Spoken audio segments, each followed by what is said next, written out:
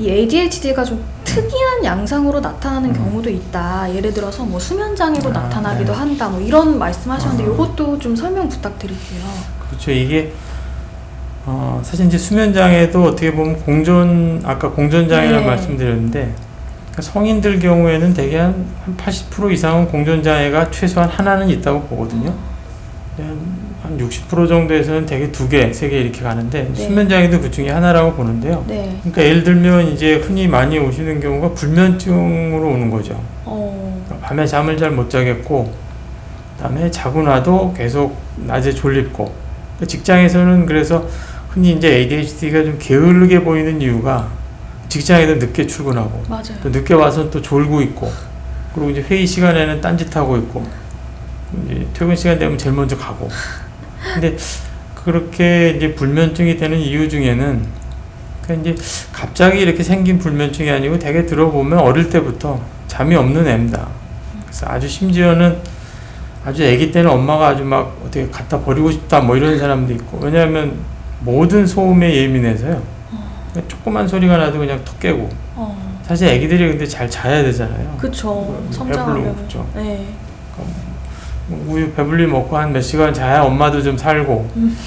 깐난 애기들 대개 뭐 한 3시간, 4시간 자야 되는데, 깐난 애기가 한 6시간 자면 뻘떡 깨가지고서 엄마랑 같이 출근하려고 그러면 엄마들이 막.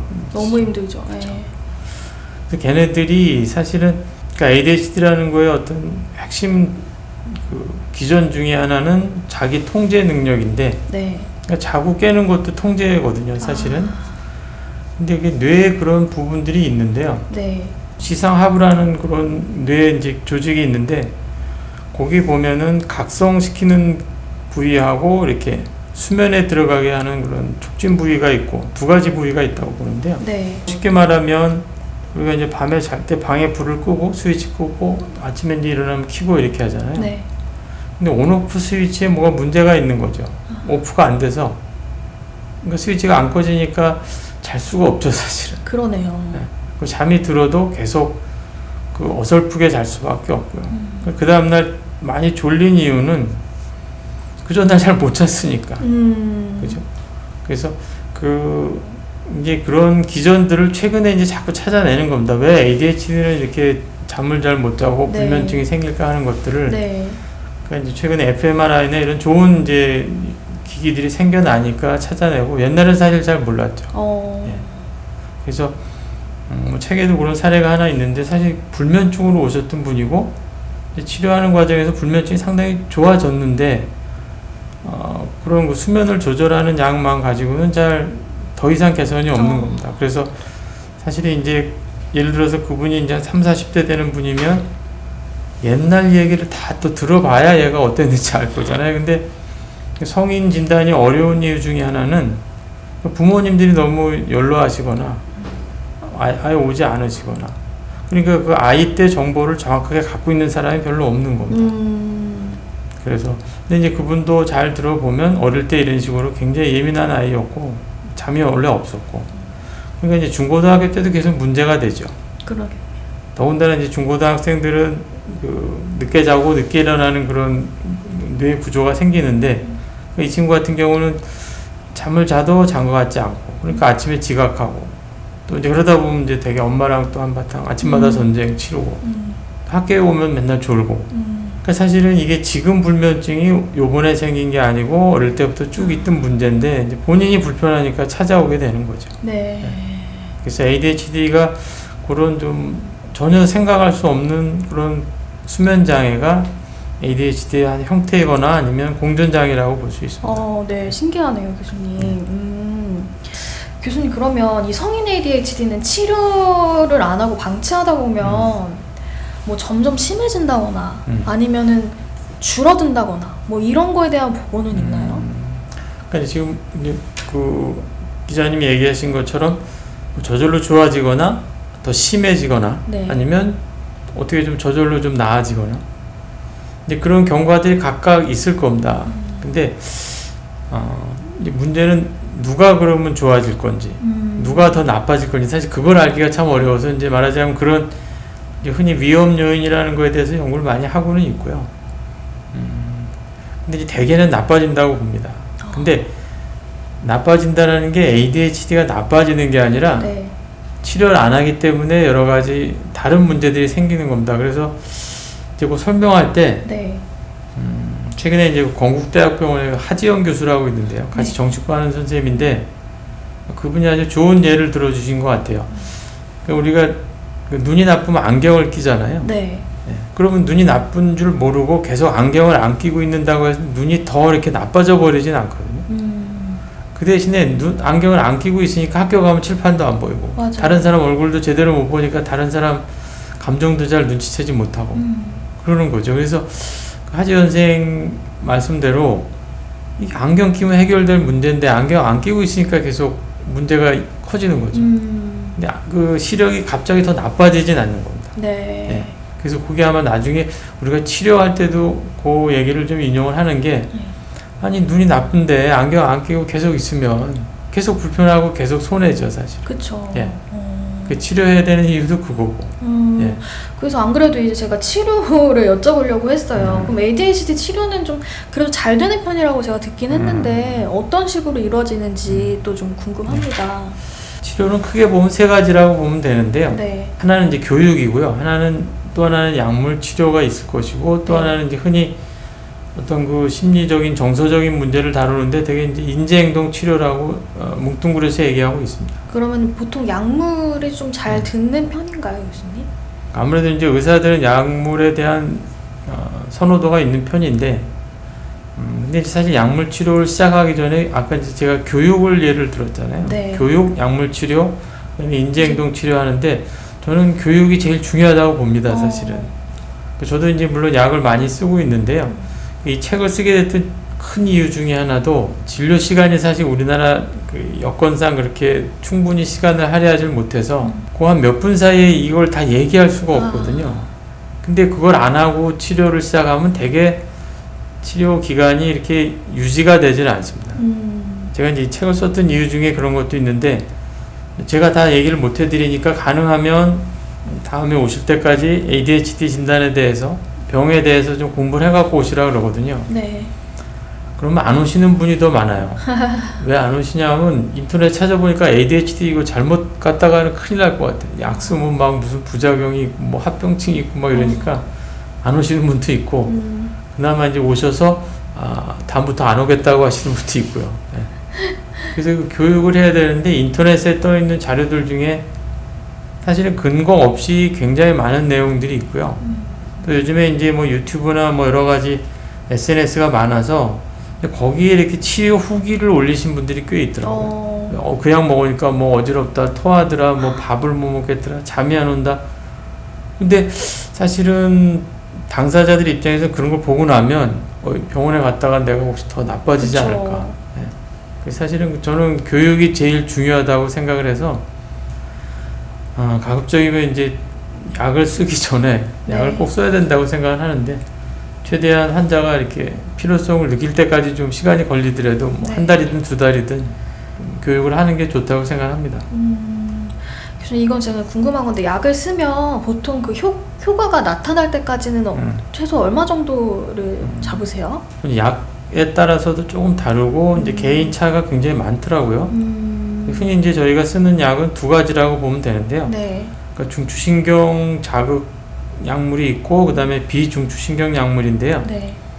요즘에 이제 뭐 환자분들도 다 알고 계시는데 이제 도파민이라는 거하고 노르에피네프린이라는 거를 어느 쪽을 건드리느냐인데 도파민을 건드리는 쪽이 훨씬 효과가 빠르고요. 네. 빠른 경우는 뭐 약 쓰고 나면 한 일주일 내에 본인이 느낄 정도로 차이가 있는 거고요. 노르에피네프린 계열은 좀 늦게 나오고요. 한 네. 6주에서 8주 이렇게. 네. 어쨌든 교수님께서는 ADHD로 힘들어하는 사람들은 좀 치료를 받았으면 좋겠다라고 하는 입장이신 거잖아요, 그렇죠? 하지원 선생 말씀대로 아니 눈이 나쁜 사람이 안경 안 끼고 계속 이렇게 다니면 네. 뭐 다니는데 뭐 크게 지장은 없습니다, 사실은. 네. 근데 못 보기 때문에 본인이 갖는 손해가 굉장히 많은데 네. 뭐 그걸 감수하면은 사실은 안경 안 쓰는 거고. 근데 안경만 쓰면 훨씬 더 삶의 그렇죠. 질이 올라가는데. 예. 이제 월트 디즈니 얘기를 드린 거는 그러니까 제가 이제 그분의 자서전을 보면서 드는 생각은 이분이 ADHD 속성이 많은 분이다. 그래서 이제 그런 분들을 모으기 시작을 한 겁니다. 그래서 한 십몇 년 동안 모아서 한 200명 정도를 모으게 됐는데, 네.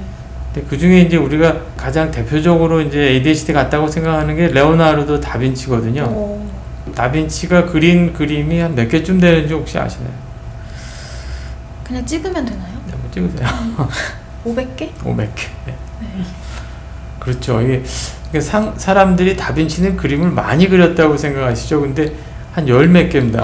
20개가 채 되지 않더라고요. 저도 사실은 더 많을 거라고 생각했는데, 네. 근데 그 동시대에 살았던 분 중에 미켈란젤로라는 분이 또 있죠. 네. 그분은 진짜 그림이 많더라고요. 근데 다빈치는 그림이 20개가 채 안 되고요. 네. 그나마 모나리자는 그 그림을 이렇게 그 발주했던 분한테 그림을 주지 못했다 그러더라고요. 왜냐하면 자기가 생각할 때 이게 미완성이라고 생각을 해서 결국은 다빈치가 죽을 때까지 갖고 있다가 제자가 물려받았는데, 네. 그러니까 그런 게 이제 소위 말하는 미루는 그런 행태입니다.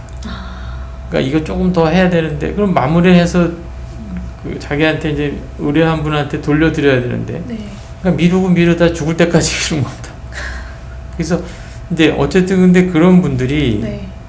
어떻게 그럼 우리 이 기자님처럼 다빈치는 그림이 500개라고 하게 됐을까 하는 거죠. 그러니까 그만큼 그분을 우리가 위대하게 생각하는 이유가 있는 거죠. 그래서 우리 생각엔 ADHD는 맞는데, 네. 그럼 그분이 어떻게 그런 문제를 가지고도 이렇게 위대한 사람이 됐을까? 네. 월트 디즈니도 마찬가지입니다. 우리가 살면서 월트 디즈니만큼 뭐 디즈니랜드를 막 그 애나햄에도 만들고 막 또 플로리다에도 만들고 이런 작업을 할 수 있는 사람이 얼마나 있겠어요. 만화 영화도 엄청나게 많이 그렇죠. 만들고. 그분이 ADHD는 맞다고 생각하는데, 그럼 그분은 어떻게 해서 그렇게 성공할 수 있었을까? 그 당시에는 ADHD란 진단도 없었고 물론 치료도 안 받았거든요. 네. 그럼 우리가 하고 있는 치료는 그럼 이거 안 해도 되는 거 괜찮은 거 아닌가? 그런 생각도 들고 해서 그런 궤적 연구를 해서 우리가 할 수 있는 치료를 자꾸 더 찾아내는 겁니다. 그 중에 이제 인지행동 치료나 그런 것도 있는 거고요. 네. 그리고 또 하나는 이제 아까 말씀드린 대로 어떻게 그분들은 도대체 진단은커녕 치료도 안 했는데 저렇게 성공할 수 있었나, 이제 그런 요인들, 보호 요인, 뭐 치료 요인 이런 것들을 좀 찾아내는 작업들이 이제 치료의 한 카테고리에 들어가는 겁니다. 그렇군요. 네. 그러면 교수님 ADHD에 관련해서는 마지막으로 혹시 꼭 전하고 싶으신 조언이 있으실까요? 우리가 이제 환자분들하고 얘기할 때 속담 얘기를 좀 하는데, 네. 아까 그 원인을 물어보셨잖아요. 네. 원인은 잘 모르지만 우리 속담에 이제 3살 버릇이 80까지 간다 그런 얘기 하잖아요. 네. 그러니까 ADHD는 그런 것 같아요. 그러니까 어릴 때 있었던 게 결국은 성인까지 가고 심지어 그 옛날에 80까지 살았다 그랬습니다. 그다음에 또 하나는 이제 뭐 우리 될성 부른 나무는 떡잎부터 알아본다 그러잖아요. 이제 ADHD가 꼭 될성 부른 나무는 아니지만 어쨌든 어릴 때부터 눈에 띈다는 거거든요. 그래서 잘 찾아내면 어릴 때부터 찾아낼 수 있는 건데, 근데 문제는 이제 이분들이 어른이 돼서 나타나신 거기 때문에 네. 이제 그분들한테 그래서 드리는 얘기는 뭐 시작이 반이다. 지금 시작도 늦지 않은 거고, 네. 또 아까 이제 말씀드린 분 중에 이제 60이 돼서 오시는 분들이 요즘에 좀 있거든요. 네. 아마 우리나라 황혼 이혼 이런 문화 때문에 이제 이혼을 당하거나 이혼을 했거나 이런 분들이 오시는데, 이제 그런 분들이 하는 얘기가, 아니 내가 지금 나이가 60이 넘었는데 설사 내가 ADHD라고 해도 뭐 무슨 영화를 보겠냐라고 하시는데, 지금 우리나라 그 평균 수명이 남자가 80이고 여자가 87세거든요. 60에 치료 시작하셔도 여자분 같은 경우는 거의 30년 더 사실 거니까. 그러니까 안 낀 채로 60년 살았는데 앞으로 한 30년 안경 끼면 세상이 달라지죠. 예. 그렇네요. 네. 교수님, 근데 어렸을 때는 ADHD가 전혀 없다 성인 돼서 생길 수도 있나요? 그러니까 이제 그게 네. ADHD 정의상 지금은 해당이 되진 않고요. 아. 최근에 이제 근데 그런 그 연구가 한 3개 정도 나와 있는데, 이제 그런 연구 요즘에 이제 그 코로나 때문에 코호트라는 말을 많이 쓰거든요. 네. 어떤 집단을 얘기하는데, 그러니까 이제 외국의 특히 이제 북유럽 쪽에서 예를 들어 1940년대 뭐 덴마크, 스웨덴 이런 데서 예를 들어 강남구면 강남구 사람을 다, 그러니까 태어나는 애들을 계속 기록을 해놓는 거죠. 그래서 그 사람들에 대해서 10년, 20년, 30년 이렇게 쭉 추적을 하는 연구들을 하는데요. 근데 거기에 보니까 진짜 얘기하신 대로 진짜 어릴 때 기록에는 그런 게 없는데 뭐 한 20대, 30대 이후에 ADHD 같은 증상 보이는 사람들이 있다는 거거든요. 네. 지금 거기에 대해서 이제 연구가 시작이 된 게 불과 한 10여 년 되거든요. 네. 그래서 지금까지의 정의는 이제 ADHD는 분명히 아이들한테 시작이 되는 병이다라고 했지만, 이제 그런 거 코호트 연구를 중심으로 해서 성인이 돼서 생기는 것도 있는 게 아니겠느냐, 이제 그런 움직임이 조금은 있습니다. 근데 어쨌든 아직까지는 분명히 성인 ADHD가 왔을 때 아주 열심히 양파를 까면 그 속에 이제 어릴 때 문제들이 나타날 가능성이 좀 있습니다. 그렇군요.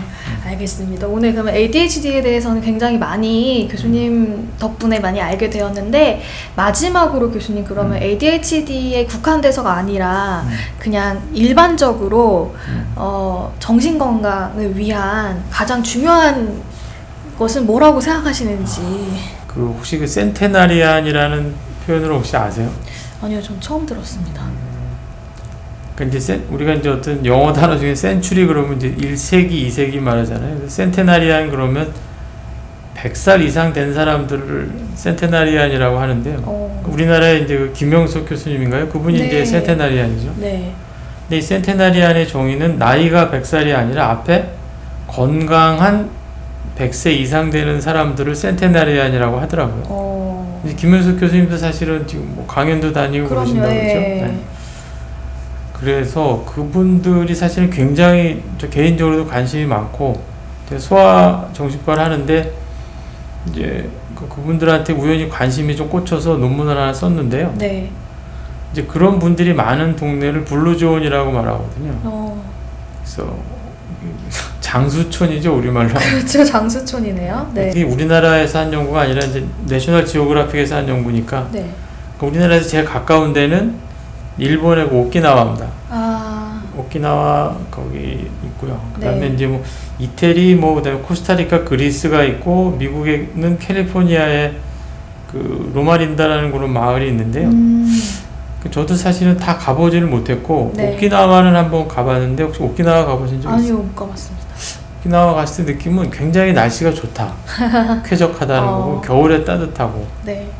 그래서 이 5군데가 되게 비슷해서, 일단 이렇게 날씨가 이런 데서의 특징은 농사가 잘 되고요. 네. 그 다음에 이 포도나무를 주로 많이 길러서 와인을 기르고, 그 다음에 일본 오키나와는 사케를 만들고요. 네. 그래서 이렇게 길게 얘기 드린 이유는 그 건강한 100세 이상 되는 분들이 사는 그 블루존의 특징을 이제 내셔널 지오그래픽에서 쭉 특집으로 모아놨는데, 네. 한 7, 8가지 특징이 있습니다. 근데 그분들의 특징 중에 하나는 호기심이 많다는 겁니다. 근데 호기심을 가지고 계속 뭔가를 이렇게 새로운 거를 찾아다니고 배우고. 그래서 사실 우리 생각에 100살이 넘은 사람이 갑자기 뭐 배우러 다닌다 그러면 좀 노망 같다 그럴 수 있는데, 그분들의 특징은 확실히 뭔가 끊임없는 그 호기심입니다. 그리고 이제 몇 가지 그 공통점이 있는데, 너무 이렇게 포식하지 않고, 네. 그다음에 좀 비건들이 많더라고요. 비건이요? 네. 육류를 좀 덜 먹고요.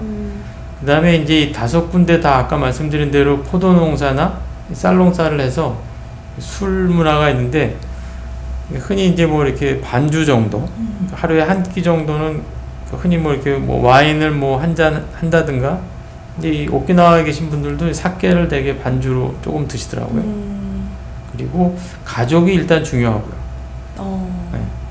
그래서 그분들의 몇 가지 특징이, 사실은 제가 이렇게 그 ADHD에 대해서 이제 생각을 많이 하는 이유 중에는 이 센테나리안 특징 중에 ADHD 특징이 많이 있습니다. 이 아까 호기심 얘기를 해드렸는데, ADHD들의 특징 중에는 굉장히 산만해요. 네. 산만하다는 얘기는 여러 가지 생각이 많다는 얘기입니다. 네, 네. 그러니까 호기심도 거기 들어가는 거죠. 네. 그 다음에 이분들은 끊임없이 활동을 하세요. 그러니까 ADHD도 우리가 이제 흔히 과잉 행동이라고 말하지만, 그것은 결국은 다른 애들보다 에너지가 많다는 거거든요. 네네. 그래서 잘 활용하면 이제 그런 센테나리안의 기준에 들어가죠. 그래서 제 생각에는 이런 그 센테나리안의 어떤 특징이 우리가 건강해질 수 있는, 특히 정신 건강에 중요한 요소들이 될 거라고 생각합니다. 그렇군요. 알겠습니다. 교수님 오늘 긴 시간 동안 너무 많이 이렇게 정보 주시고 하셔서 너무 감사드리고요. 그럼 저는 다음 영상에서 또 찾아뵙도록 하겠습니다. 교수님 감사합니다. 네, 수고하셨습니다. 네.